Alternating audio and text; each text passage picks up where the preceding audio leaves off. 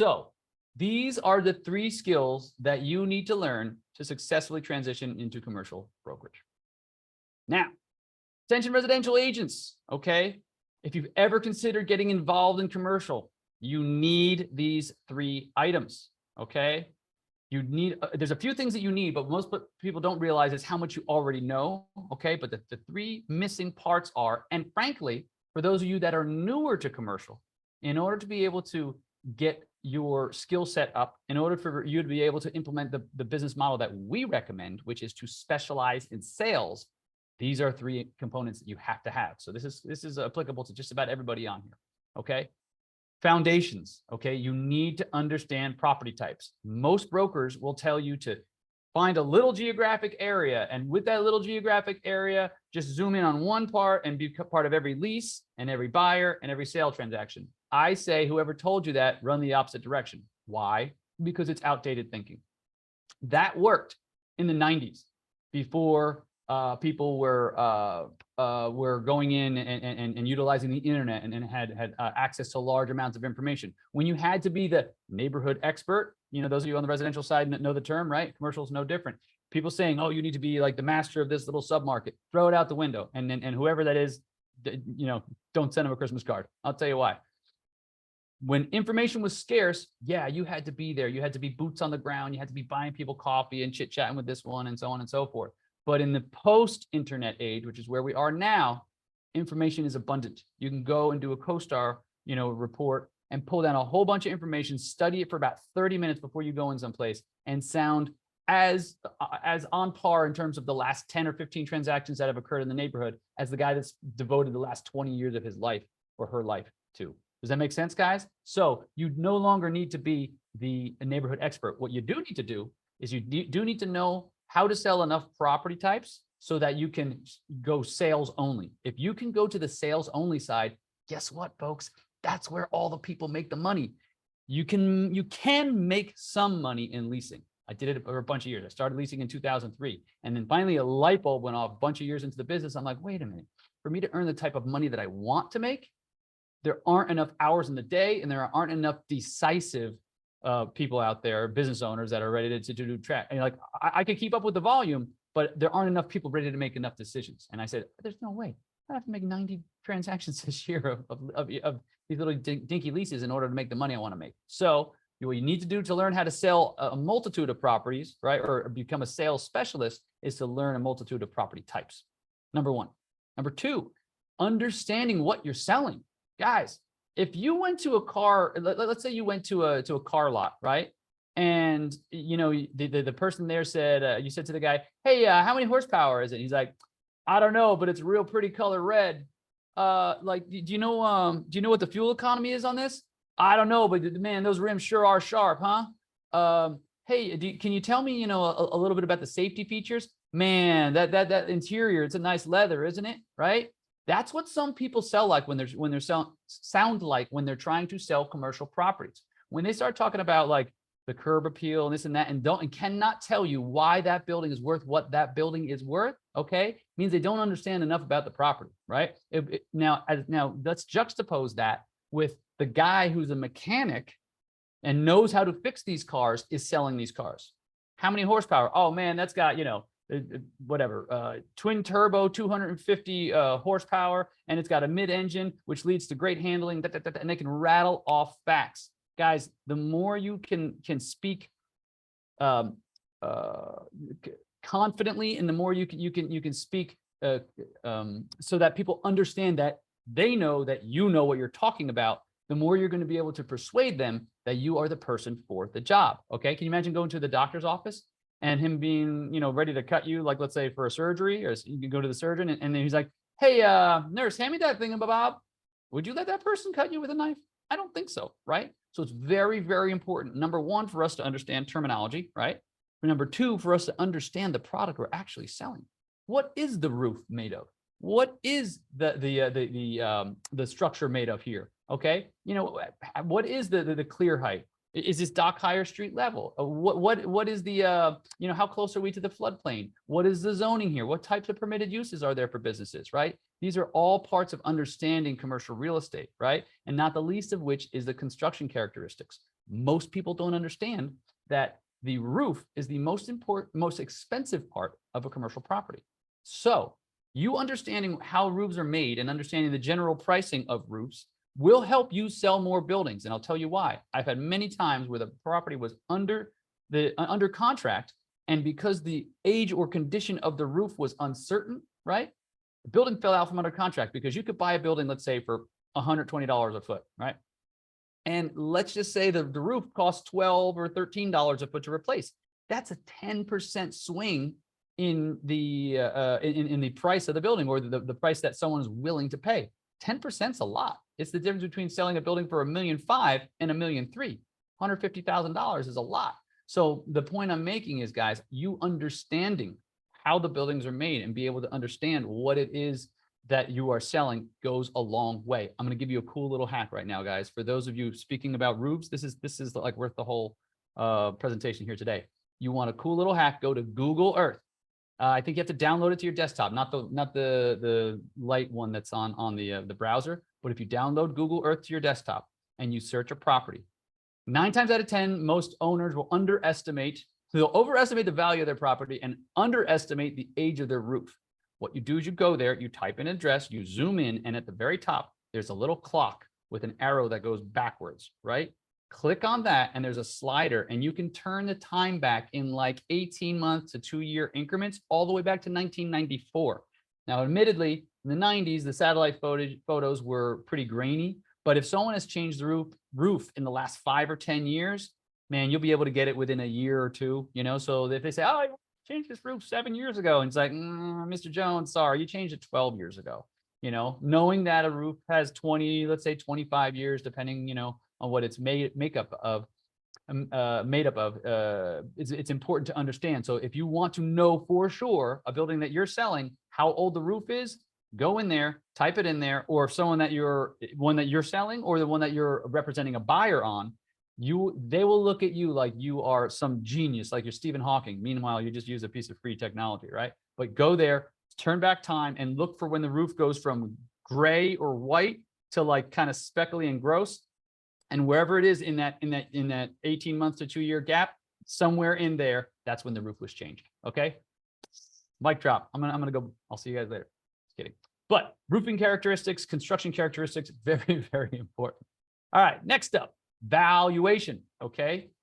How do you know what something is worth? Right. For instance, David, you know, give me a thumbs up if you agree. Would you pay $25 for a $20 bill? No, exactly. Right. Okay. Who would? Nobody. But sometimes people are asking $25 for a $20 bill. I use this analogy all the time. If I told you, Joshua, if I give you a $20 bill and I ask you to bring me back 20 singles, that'd be pretty easy, right? Yeah. Okay. Same thing. Mary, if I gave you a $20 bill and I told you to bring me back 19 singles, do you think you could accomplish that? Sure. Yeah, it's easy. Yeah, you put a little single in your pocket. Now, Eric, if I told you, here's a $20 bill, go bring me back 25 singles, do you think you'd be able to do it? I'd be waiting for quite some time, right? That's the point, guys. Overpriced properties, a lot of times owners are like, well, I don't know, it's not that big a deal. It's just like 25% over market. You're asking $25 for a $20 bill, sir or ma'am, okay? That's why valuation is so important. Most people say, and I don't know where this myth came up, that there's a bunch of idiots walking around with millions of dollars just falling out of their pockets, right? People are like, well, someone's going to pay me for it. No, the tooth fairy doesn't exist either. Sorry for those of you that still believe in the tooth fairy, but you get the point. Everyone thinks about the greater fool theory, like some greater fool than I is going to pay 25% above the market. It just doesn't work that way. So as agents, we show people our expertise by not only the questions we ask, but our ability to understand valuation. Here's the cool thing, guys. If you want to be perceived as a subject matter expert, in this case, a commercial real estate broker, the fastest way for you to get there is to get really good at valuation. You can get really good at valuation in like 90 days, right? Or less. Depends on like how much you work at it, right? But if you can underwrite like 20 or 30 properties, you do that in 90 days, you're going to be really good at it. Like, and so the point is, for those of you that might feel like, oh, I don't know what to say. The best thing you can do is get good at it, because here's the thing. You might not be able to answer all the questions, but 1 and 1 always equals 2, 2 times 2 always equals 4. If you can get good at the valuation, you can throw a whole bunch of other stuff outside. You might not know that every transaction that's happened in this market. Who cares? If you can show and demonstrate that you're good at something. So if you're a newer agent that's maybe just transitioning over from residential, not a problem. And you feel like, I don't know, get really good at valuation. That's the fastest way you can get to proficiency in commercial.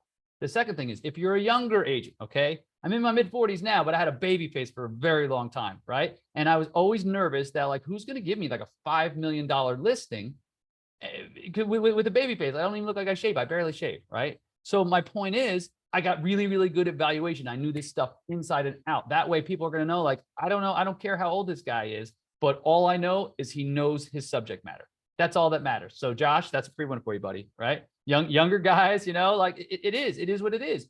Gray hair sells a lot of real estate, but the second best thing you can do is be really, really good and be very, very confident. And that's the fastest way. Between now and Valentine's Day, you could be like ripping these numbers off your tongue just by understanding and paying attention to valuation. And this is all part of the foundation of commercial real estate. All right. Now, and this is the other thing I was going to mention, and I kind of alluded to it a little bit before. I dropped a little egg on you. Vocabulary. This is the language of commercial real estate. Just like lawyers have legalese and doctors have medical jargon and so forth, commercial real estate is no different. I remember I thought it was so cool listening to brokers talk when they were just like, blah, blah, blah, blah, blah, and I was just like, if they slowed it down, I could understand them. But until I got proficient with the language, because the language is very different. Part of what we teach in our program is the 100 most used terms in commercial real estate. You can go out and learn 1,000 terms, or you can learn the 100 most used, and that's going to get you about 80 to 90% of what you need. There's nothing worse than being in a conversation with somebody and they drop an acronym or they drop a term and you're like, I don't know what that means. And you're unable from the context to be able to tell what they're talking about, because sometimes all you need to do is change one word in a sentence and it can completely remove any meaning from it. For those of you that have ever learned a second language, you'll feel my pain, right? It's really tough when you don't understand one word and you're like, I think I know what it means. You don't want to think. You want to have absolute clarity, because clarity is what gives you confidence, and confidence will show people that you are competent. Okay. So very, very important. One of the foundational items of learning commercial real estate is understanding the vocabulary, which is the language of commercial real estate. Next up, okay, very, very important, okay? Without the ability to source and market to buyers and sellers, it's very, very difficult to make an inroads in this business. When you become a listing agent, which is what I recommend everybody do, unless you hate money. And if you hate money, change the channel right now, because you're in the wrong place. We're here to like show you the fastest way to earn good money. I said to somebody earlier today, I'm like, I don't know of a faster way to make good money. We only thing we sell is our time and our knowledge. We have no skin in the game, and we can literally close 6-figure and multiple 6-figure transactions. Literally. Okay. I don't have it here, but my point is, guys, if you can understand where to find the sellers and then figure out a way to find buyers. So if you can think about this, if you can go out and source sellers, become a listing agent, but also at the same time work on developing a killer database so that you know where the what I call the usual suspects are. Guys, last time I checked, $2 is better than $1, okay, for the same amount of work. So as you're developing this database, it's very, very helpful that as a listing agent, you start putting these pieces together. And then while you're doing you listing to prospecting to sellers so that you can become their listing agent, you're also developing a killer database. Okay, because you start putting the two together, you become very, very profitable, very, very fast, and you don't need to sell that many transactions. Case in point, last year I closed 5 transactions in the 4th quarter. 4 out of the 5, I got the sell side and the buy side of the deal. Why?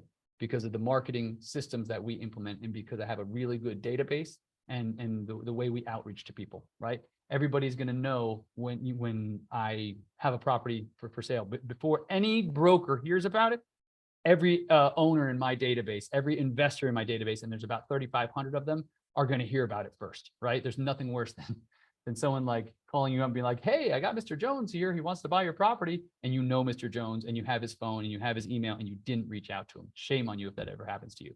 I don't like paying the other half of the commission. And you know, it pains me. Now, here's the thing. If they found an out of town buyer, okay, no problem. But the guy that owns the property down the street that you already know him and you just didn't make the effort to reach out to him, that's a very, very costly error, right? So number one, you want to figure out where to find them, where to find buyers and sellers, okay? Then the next part of the step is to convince them to do business with you, right? And then finally, how to present to them so you can persuade them that you are the right person for the job. And then once you get the job, like I mentioned, you market it to others just like them. Who is the best person to buy basketballs? Someone who likes basketballs and maybe already owns their own basketballs. Maybe even people that play with basketballs in your market area, right? Studies have shown the most likely buyer for a building is within a 2-mile radius. So what does that tell you? Would it make sense to create a database of all the investors in a 2-mile radius? You guys picking up what I'm putting down here? Guys, dropping knowledge, right? It's so easy, but nobody does it. Nobody does it, all right? So super easy, guys. You become a listing agent, you develop a killer database of everybody that is in that area, in that town, in that city, in that county, whatever it might be, right? And you go about trying to get all of their email addresses because you want to beat all the other brokers to the punch so you can get both sides of the deal. You guys with me? If you're with me, give me a thumbs up. Show me. Yeah. Okay, cool. This is how you do it, guys. This is how you go from earning under 6 figures to earning like $500,000 a year in commercial. It's pretty straightforward. Okay. And the cool thing is you can find hidden gems. When you start building out a really good database and you reach out to them, those people eventually get to know, like, and trust you, and they come to you with properties that are basically off market, and you didn't even have to do the business of calling them over and over again to convince them. They see that you're building a business and they show you, they say, you know what, this guy or gal is getting it done. I think they'll be able to get it done for me. Here's what I like to do when I bring people through kind of like the life cycle. I love to show just listeds, right? And I love to show just solds, because what that says, that sends a message every time. It's a little ping. It's like throwing a pebble out a window. It's like, hey, I just got this assignment. Hey, I just closed this assignment. Hey, I just got this assignment. Hey, I just closed this assignment. What message does that send to a seller when you hit them up with that every week? Oh my man, this guy just bang, bang, bang. I'm a one-man shop. And I've had people tell me, wow, you guys do a lot of business. Sometimes perception is reality, guys. The best thing you can do is be your own PT Barnum, your own promoter, right?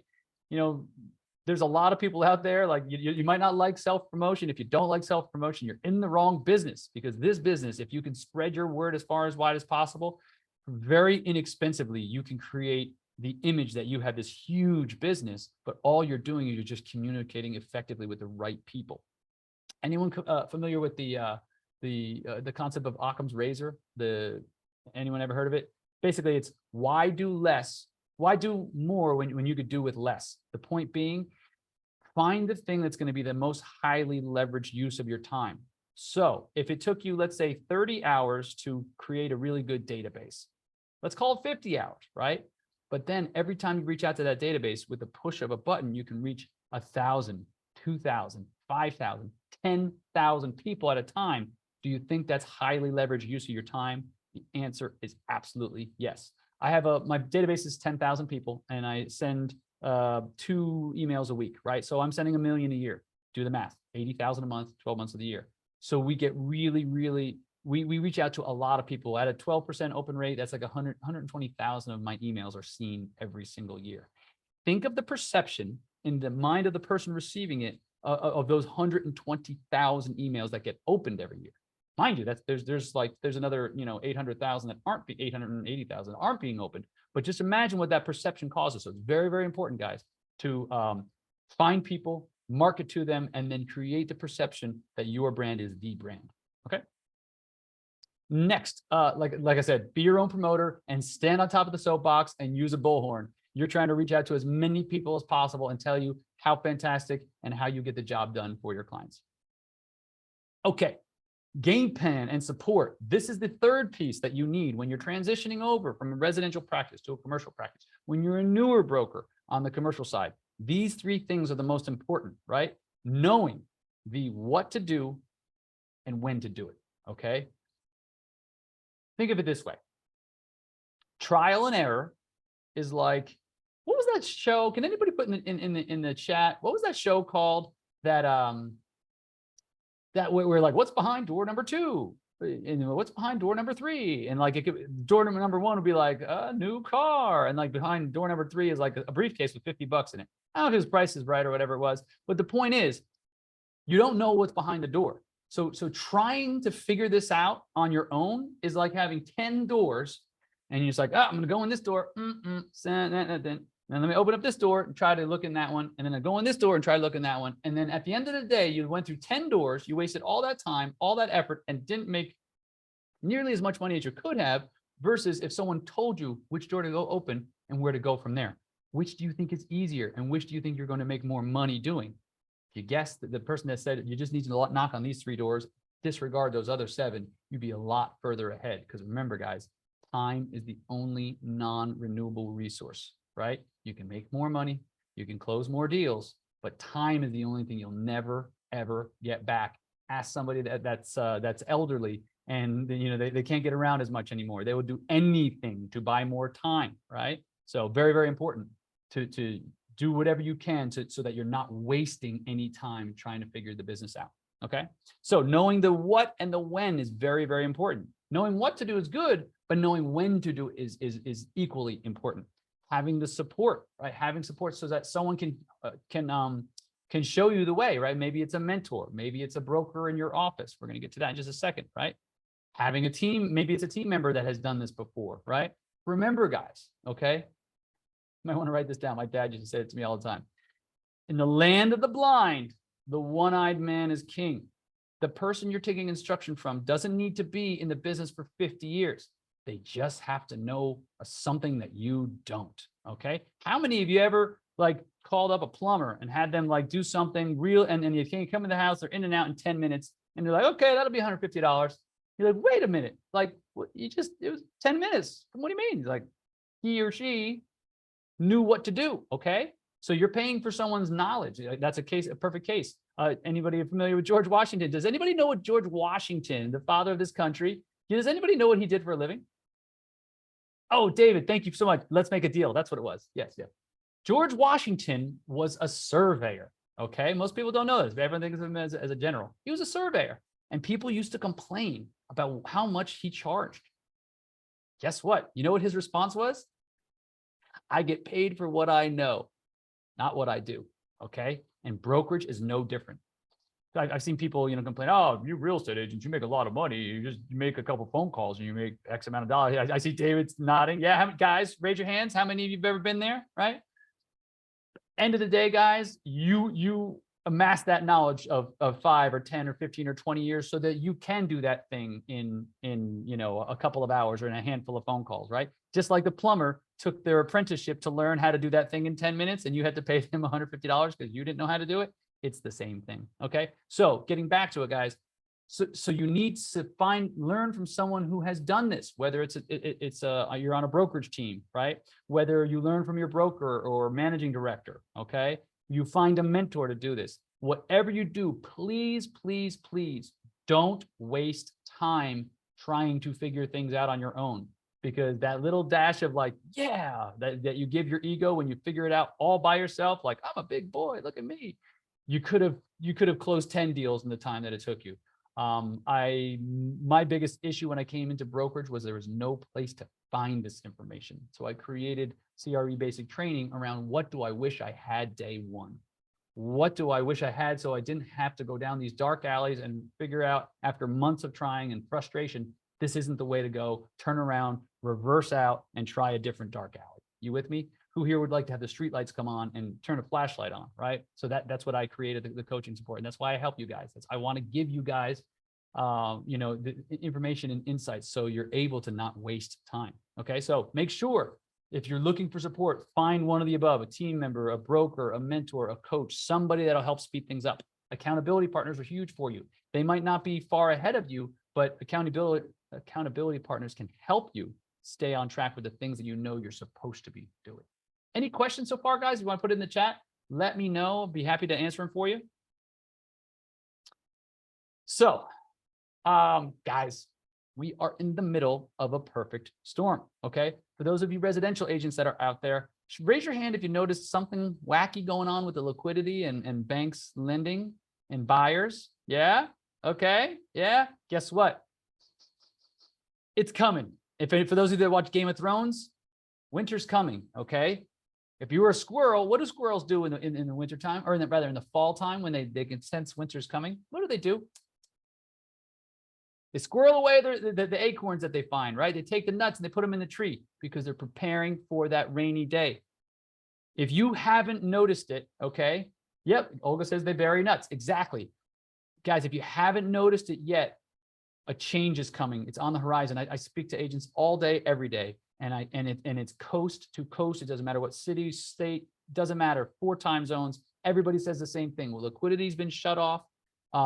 Buyers are not nearly as plentiful anymore. It's harder to get deals done. People are backing out of deals, and yet sellers are still overpricing their properties. That's the business, guys. That's the business. Our business is trying to talk crazy people into selling for sane prices. That's really our business in a nutshell, right? So guess what? That's not changing anytime soon. By the time we feel the effects of these interest rate hikes, which we're already starting to, those sellers, I guarantee you, they got another 6 months before they really start getting realistic and they're like, maybe I should take that $500,000 price tag I want for my house, and I've been offered my house instead of the $650 that I want, right? Here's a fun. I think this came from a Harvey Keitel movie, right? He said, the first time someone calls you a horse, you smack him in the face. The second time someone calls you a horse, you punch him in the nose. Third time someone calls you a horse, you better get fitted for a saddle. What does that mean? A lot of sellers are not listening, but sometimes it'll take them 1, 2, 3 times before the realization comes that their baby is not worth what they think it is, right? But in the meantime, 6 months can be a long time, guys. Would you want to be hanging by your thumbs for 6 months? So, I think not. So what I try to tell people is that the time to make hay is when the sun is shining. The time to repair the roof is when it's not raining out. You do not want to wait until you are down to your last dollar or you're desperate move, right? The smartest generals can see trouble coming ahead and change the battle plan accordingly. I invite you to do the same. If you notice that things are slowing down, and for those of you that remember 2006, 2007, 2008, holla if you hear me, right? That was some lean times, you know? I was managing 125 tenants. We had like 20% of our tenants move out. It was crazy. Pricing went down 20%. Now, here's the thing. I don't necessarily think it's going to be the same, but even if it's half as bad, a quarter as bad, it will behoove you to have another plan in place, right?